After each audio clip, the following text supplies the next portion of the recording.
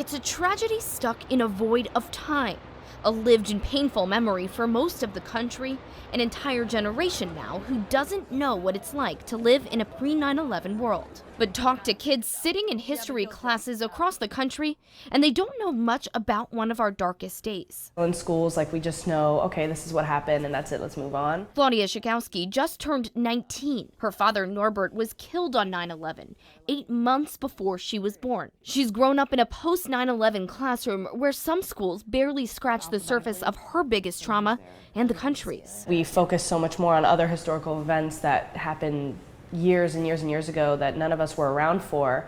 But this day is so important. So many people are still grieving and still will be for the rest of their lives. And we don't focus on it at all. Enter Alice Greenwald, the president and CEO of the National September 11th Memorial and Museum. There are moments in history when we, in that moment, recognize, almost at a meta level, I'm watching this happen, but this is history. She recognizes there's a generational shift happening, from people with distinct memories of the day to people learning secondhand. But there's just so much to teach. What was once ground zero is where the 21st century began. How can you be a young person growing into adulthood in the 21st century and not understand where it started? You can't understand a withdrawal from Afghanistan if you don't understand why we were there in the first place. But there's a gap. Not all schools have updated textbooks or the resources to talk about this story. And teachers often feel the burden to pick up that slack, and they're looking to the museum for help.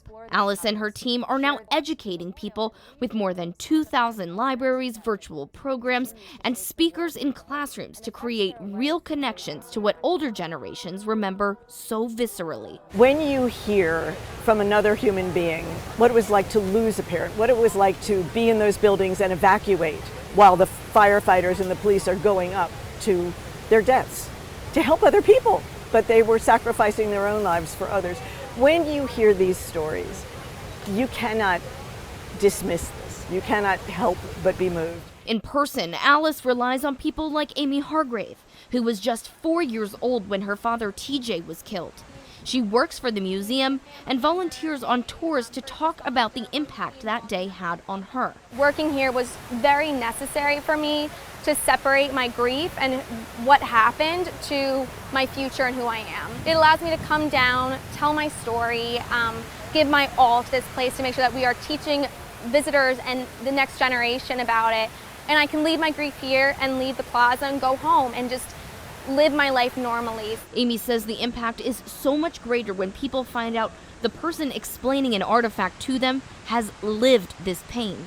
The learning goes both ways, though. For me, my connection was I don't really know him, so for me to be able to come here and learn about him, I learn something new about him every time I walk in that door because there's stories of other people and the connections that they made. More than 43 million people have walked the halls of the museum, each learning the horrors of that day, but also how the country came together. 9/11 is a case study in the best of human response to the absolute worst of human behavior.